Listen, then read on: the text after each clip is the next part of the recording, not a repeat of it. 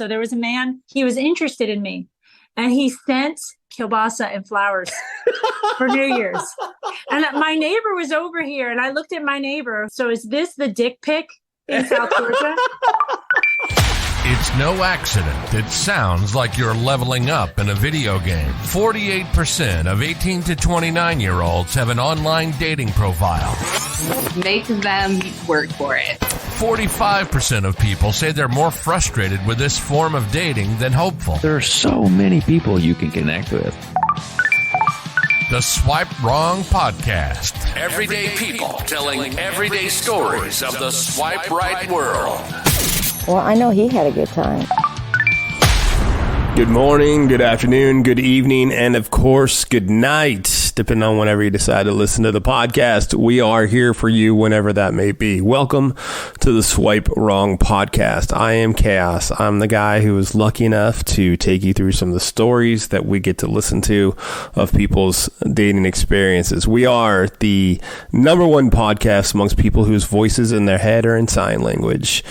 There we go. The beginning is done. So, how are you guys? You guys enjoying the season so far? I sure am. This one has been like, as I've talked to more and more people, especially throughout this season, I've been like, damn. And I know we're just touching the tip of the iceberg. There's so many more out there. There's so many more coming your way, coming down the pipe as everything grows and we start to build and keep getting out there more and more. It's just happening. So, let's do the housekeeping, shall we? If you have a story or if you want to share, please. I mean, you guys have heard me say it enough, but I'm going to say it again. I want everybody's stories. I want them all. So give us a call, 317-426-6616, or send us an email, swipewrongpod@gmail.com. And of course, share and tell people about it. Like, subscribe, follow, send it out there. Get the word out. The word's been getting out there quite a bit, which is awesome. So thank you for all your help. And it's been a lot of fun, and it's been met with open arms. So much appreciated. So this week, another story. A wonderful young woman decided to share her story with us, and I'm pretty excited about it. I think you guys will find some interesting takes, some great insights, a different way of looking at things possibly than how you look at it, or maybe the exact same way as how you look at it. You know, sometimes it's easy to dismiss certain feelings, and that's never a good idea. The best thing that you can possibly do is, if you can't, you got to trust yourself. You know, and all this craziness that goes on, trust you, and that's the best thing that you can possibly do. Because once you stop trusting yourself, who are you going to be able to trust? Your feelings, your intuition. And of course, like we talk about so often, your support group. So I'm amped. You know how we do it now. Sit back, relax, put your feet up, enjoy, grab your popcorn, get it buttered, throw some salt on there. However it is you want to get it done, you do it. And if you're driving, you're in traffic, be safe. Don't hit that person next to you, and enjoy flowers and a kielbasa. Did I forget to mention we do have a word from our crack staff legal department? Here they are. Disclaimer. The views and opinions expressed in this program are those of the speaker and do not necessarily reflect the views or opinions or any entities they represent. This podcast is about dating experiences. It is not to say one dating app is better or worse than another. So there was a man, he was interested in me, and he sent a man who works for him out here to deliver kielbasa and flowers for New Year's. And my neighbor was over here, and I looked at my neighbor, who's also not from South Georgia. She's from Maryland. And I looked at her, I said, so is this the dick pic in South Georgia? And I said, you've got to take this kielbasa home, because I just can't. I am not putting that in my mouth. So she took it with her. Like, I don't understand. Like, I mean, if that's like a tradition, like there in the woods, I know flowers will do it, but I need something over the top. I need a little bit. I know a kielbasa. That'll do it. That will win her heart and her affection. Like, that makes zero sense to me. I have to take responsibility in that. I probably, because like I have like a healer's nature. Yeah. I want to mend people, that there's probably something about my nature that gravitates to men that malfunction. Wounded. who need healing, who are broken, Yeah. that type of thing. Sure. But the degree has gotten much more intense, the level to which the brokenness is having men react in a way that's irresponsible and dangerous to women. That's gotten worse. And when it comes to a level of feeling like my life is in danger, then we're talking about, something that is less tolerable, obviously. So that's a question I ask, I think, pretty often, maybe not as often as I should, is have you felt uncomfortable or unsafe on a date? So it sounds like you have, or at least with somebody. I did, absolutely. So a little bit of a backstory about me, and this is, Please.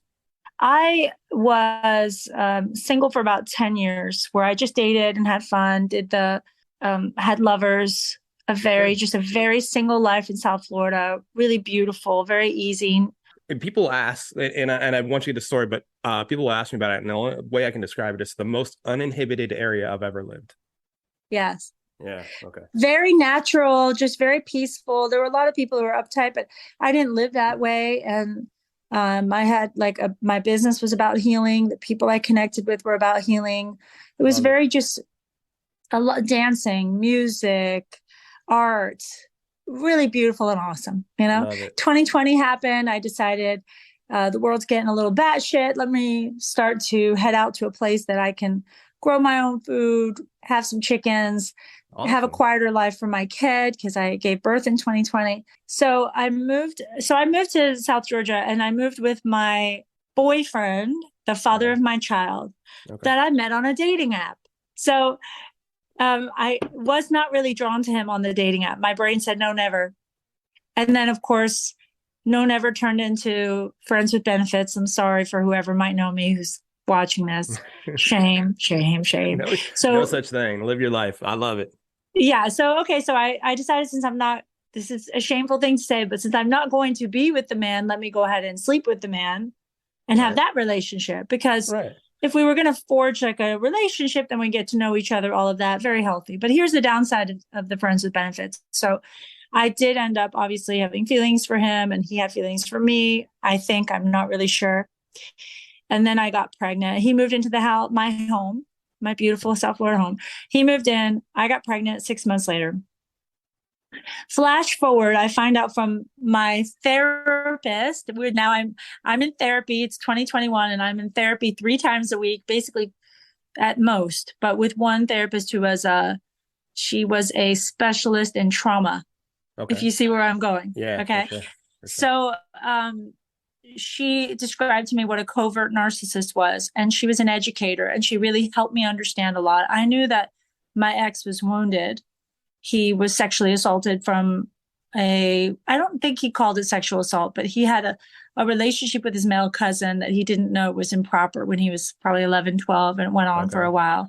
Okay. And then he had a mother who would be classified as a covert incest, that type of relationship, where she replaced him as sort of the lover kind of part. Okay. Ouch. So ended up, he turned into a very classic covert narcissist, and I was blindsided because I really didn't know what that was. What does that mean? I'm sorry, just for people who listen who may not know what a covert narcissist versus a normal narcissist is, it's what, just on the down low? I mean, what is okay, so exactly? I am not an authority, but I'm going to tell you from your perspective. From my perspective, an overt narcissist is the guy that is, you would be able to tell, puts people down, or is demonstrative, controlling, and everybody notices. It needs to be the life of the party, needs to have all the focus. Okay. The male friends and female friends know something's up with that dude. Right. But the covert narcissist is a totally different situation because they're charming. They're like Ted Bundy. Oh, shit. Okay. All right. Okay. Enough said. I got you there. Yeah. All right. And I have a Ted Bundy story for you. Oh, shit.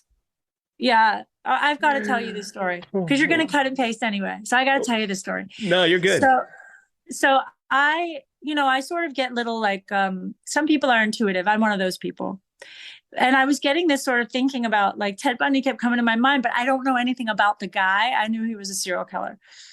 And then my sister says something on the phone to me. Well, hey, Ted Bundy went to law school, but didn't practice law too. And that was my ex-husband. He was a lawyer, but never went to, he went to law school, but didn't practice law. It was the same week. And I said, Ted Bundy, why are you saying that name? And she said, well, it's probably, I thought there's something up with that. You know, God's trying to tell me something. She said, no, they're not spiritual people. So they're, no, just blow it off. Then I was cleaning out my DVD drawer and getting his DVDs out. Listen, he had a Ted Bundy documentary. Oh, shit. So I took the documentary out and I'm watching it, and I'm telling you, this man made the same faces, the same gestures, the same smug responses. He had some of the same lines that my ex used. Whoa. In court. No and shit. It blew me away. So then I watched the Ted Bundy tapes and I was like, this dude is the same. No shit. When did that happen? Like, when did you discover this? Like, was it like 5 years ago, 10 years ago? 2021. So no 2020. Shit. What happened to me happened in 2021, and then I'll explain. I'm sort of going backwards, you know? You're okay. You're good. Oh, that's crazy. Anyway, that freaked me out. It freaked me out too. And then that very same week, a friend of mine who is a seer, okay, for those who believe in that, said to me, talking about my ex, he has all the makings for a serial killer. No shit. The same week. Is this the same week you found the tapes? Is that what you're saying? Yes. Okay. So I was thinking, I get this idea of like Ted Bundy in my brain. I don't know why. My sister mentions Ted Bundy. I find the Ted Bundy DVDs and watch it. And then my friend said, he has all the makings of a serial killer. Wow. I'm like, I know. I totally get it. I really get it. That's scary. And now it's completely terrifying. But now we're talking about we're a ways later. Yeah. And I see it. I do recognize it. I'm extremely grateful to God that I'm out of it. It's spiritual warfare. That's a whole different conversation. Sure. But I'm going to tell you what actually happened and why I ended up going to see therapy, to seek counsel. Okay. The church wanted us to get married. Of course they did. Yeah. So I was pressured from two. I was like a free spirit. It's okay to have sex and not be attached. It's okay to have a baby and not be married. Mm-hmm. And then the church here in South Georgia and the church at South Florida insisted we get married. I told them I'm being abused. I knew I was being mentally abused. Wow. I did not want to get married, but I did get married. So January 2nd, 2021, I got married. Okay. It was May 24th, 2021. So 3 months, almost 4 months later, 3 months later. 4 or 5 months later, right? Okay. I said to my ex-husband, I said, I filed for divorce. I didn't. I'd called the lawyer, but I'd had enough. So I said, I filed for divorce. A bunch of things went on. But I'll get to that later. Okay. By the next day, it was May 25th, 2021, I was arrested. Oh, goodness. So I found out that it was a plan. And this is, I really felt very alone and isolated, and that no one would ever understand me again. But I want to get this message out to women, because I have read multiple times that men like this use the system, and he knew the law. Okay. So he knew what he was doing. Sure. They use the system to oppress their victims. So I cannot tell you how many times I read, I was arrested again, my narc had me, all of this stuff. It's very, very common. So what actually happened was there was a lawyer that he was going to work for, and he was a criminal defense attorney close by that I knew. He connected with this guy, and they devised a plan of what they were trying to do is have me put in a mental institution so that he would have control over my assets. Now, I'm in this podunk area of the world where when the police officer showed up and they didn't know what was going on, they said, we're going to arrest both of you, because there was already conflict out here. So they just saw me. I was a mess. They didn't know what was going on. So instead of having me, he was showing them, he had screenshots of something I had said about the depression that I was in. And he was trying to get me institutionalized from those screenshots. Instead, the police said, we're going to arrest both of you. Wow. And I'm looking at my then 15-month-old daughter. Oh. And I said to him, I gave him my purse because I had already started driving. I gave him my purse and I said, get home and get the baby home. Those were my final words. And when my daughter was 15 months old, I spent the night in jail, was not allowed into my home for 2.5 weeks while he waited to be served divorce papers. The divorce papers never showed up because I never filed. Okay. So he had to get me back into my house. He didn't drop charges. And he threatened me that the next time I went to jail, was going to be for 5 years.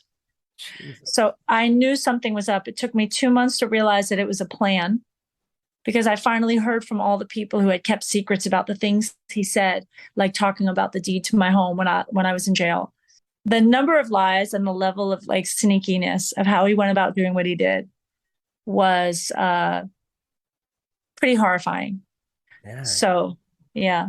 So like when you guys met, what was it, 2019 you guys met? And then you 2018. 2018 you met, and then you were consistently friends with benefits, and then feelings basically. Yeah. And then, so just to kind of recap, then you felt pressure from just surrounding churches, maybe even him, to get married. So then you did, and then kind of like his plan. Oh no, okay. He moved into my house at the end of, it was like October 2018. Okay. We both had this flash of, I think I love you, you know? Yeah. And sure.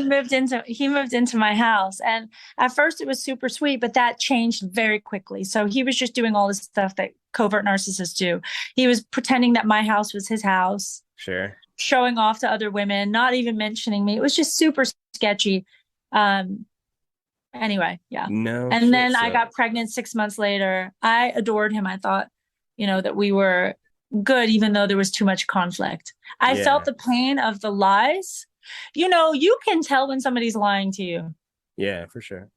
And my system was malfunctioning because I knew that what he was saying and what he was doing, or what he was saying and what I was feeling, wasn't matching up. That's the biggest red flag. When people like look for operational red flags. Yeah. If you feel your stomach turning or your system telling you you're hearing a story that's not adding up, go with that. You don't have to wait for a sign to show up. Yeah, I mean, intuition, especially like just flat out intuition. First, trust that, and then if the stuff's not matching up, that seems like the best time to just like, all right, I need to get the hell out of here because this isn't going to work out. I mean, yes, trust you over trusting somebody else is always the best option. Absolutely. So, how did you get out of it? Like the break, and then I assume this is part of the reason why you're in Deliverance Land. Well, I moved to Deliverance Land prior because I just wanted to sort of be one of those cool preppers. Yeah. Oh, yeah. I don't know if I'm cool, but I'm doing like the prepper thing. Like the other side of the pillow, all kinds of cool. It's fun. It's different. I like drive a tractor now. Nice. I'm learning some of the South Georgia lingo. It's cool. I'm enjoying it. It's a totally different life experience. Oh, from South Miami to Georgia, absolutely, yes. It's really funny. And hey, who else would you get kielbasa from? Kielbasa brought to your door. So it's made my jokes way funnier. Nothing says I love you like that. I can't wait for your Valentine's Day. Oh my gosh. Yeah. So basically I got a message from a friend. I'm lucky because I have really prophetic people in my life who use ministry and the word of God. And one of them called me out of nowhere. Okay. And remember, I'm a hippie girl. So I'm a hippie girl. You don't need to talk about Jesus. We don't need to bring that up here. To now I've got friends. My friend's mother, who is a praying mom, very powerful woman, who said, Darlene, I'm so sorry to tell you this. The day after I figured out what was happening, she said, the Lord impressed upon me to pray for you. There is a scheme to take your land, your daughter, and your life. Wow. And I said, oh, I just realized that. And then I went into this spin, like, how did you figure that out? Who told you what I figured out? Nobody. I'd never spoken to her on the phone. She told me a vision she had of my then husband getting whispers in his ear from these two people who he had worked with to have me arrested. That same woman told me, this is amazing. That same woman told me, I had two people prophetically tell me that he was going to come back here with a plan because he was partying in Atlanta between all this stuff going on. So he was going to come back here with a plan. And this woman of God said, he's going to cut his face and say, you did it. No. He comes out of the bathroom and there's blood coming out of his face. What? And I said to him, why is there blood coming out of your face? And he said, I had a pimple. Like, the guy was a masterful liar. But I realized when that happened, I asked him, hey, listen, why don't you go back to Atlanta? Everything was peaceful before you got here. You should just go back there. He went back to Atlanta for 2 weeks. What he doesn't know is on the second week, the last day of the second week, I finally got approval because you have to go through all these channels to change the locks of my own house. Sure. So when he called and he said, "Hey, I'm a half an hour away from the house," I said, "You don't live here anymore. I'm sorry." Yeah. And that was when he found out we were getting a divorce. And that's how I got out of it. The channels you have to go through is kind of like a landlord eviction process, right? I yes. mean, it's because they're like his government issued ID has that address as it. Yes. So you can't like just say it's my house, I want him out. And they're like, no, this is cops. They won't back that. So you have You're to 100% right. Yeah, because I tried to have him kicked out. You're 100% right. I tried to have him removed when we were together. I actually had to marry him to have legal access to have him removed from my home. No shit. That I didn't know. So the only blessing of marrying him both gave him access to potentially have me either put away or arrested or whatever it was he, through his legal education, felt was appropriate to do to garner my assets, to take them. But it also gave me the ability to get him out of here. And that's what I did. The locks were changed. Yeah. He never stepped foot in the house. I removed everything from the house and he got to pick it up. That's cool. How, because the person that you are, like, this is kind of beyond cool how it works out. Like, you're not just your intuition, but your belief in what everyone was telling you really, I don't want to say like really showed you the path, right? Totally. Like, people don't have that same belief system that you have, spirituality and seeing the signs that are out there. That really could have gone fucking crazy. It did. I mean, I believe it did go crazy. Well, even more crazy. I apologize. Even more further down the rabbit hole. There are so many stories of women that I've heard of that have lost everything. Yeah. They go through exactly what I've gone through, and they've lost their kids and they've lost their home. I heard another story about a woman that this happened to. But for the people who do believe in God, and even for the people that are not believers, which of course was my category as of a few years ago, I will say that the charges that were pressed against me that my ex-husband never dropped. He was trying to wipe me out from the charges of domestic violence. Through a sequence of beautiful things, the district attorney dropped my charges. This is probably one of the other most powerful things that changed my life. My ex-husband, we were baptized September 22nd, 2018. And that was the thing that sort of temporarily changed our hearts. Okay. And had us want to be together. So flash forward 2021, I've gone to jail. This stuff that's happening is really hard to even believe is happening in my life. The charges were dropped. The district attorney dropped my charges on September 22nd, 3 years after I got baptized. So when you say crazy. like, tell me God's there without telling me God's there. Yeah. And to make it even more powerful, months prior, I was told prophetically that there were going to be people put in my path to help these charges be dropped. So don't worry, because God's put these people in your path. So I was told that I didn't even care about the charges. I was so hurt by what happened, but I was also told God's got this. Don't worry about this. And it is what happened. God ripped that up. Wow. Yeah. That's insane. That's it was crazy. Really just amazing. All the signs that come through and how, I don't know, just how it's all kind of worked itself through. That's pretty awesome. How blessed. Yeah. So really the story of what happened, and I'll give you all the details and like edify what you need to know or want to know about my experience with men. But it's also, from my standpoint, a miracle upon a miracle, because what happened to me was it is for the testimony of what God did in my life and how he rescued me. And there were a lot of dreams that I had at the time, and a lot of things that I was just very blessed to have him surrounding me, even though it was a terrifying situation.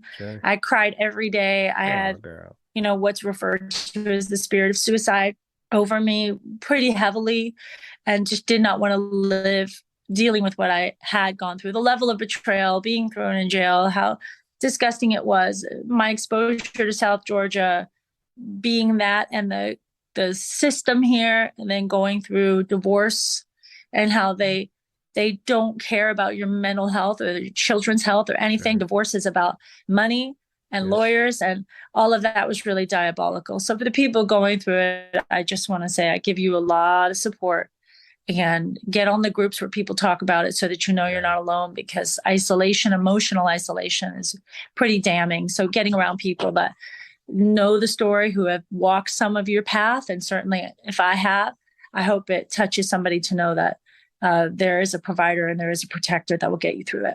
Thank you for being along for the ride of the Swipe Wrong podcast, where we take everyday people like you and me telling their everyday stories of their swipe right life. Show is produced by Jay Pelham. He is the host of Pelham Place.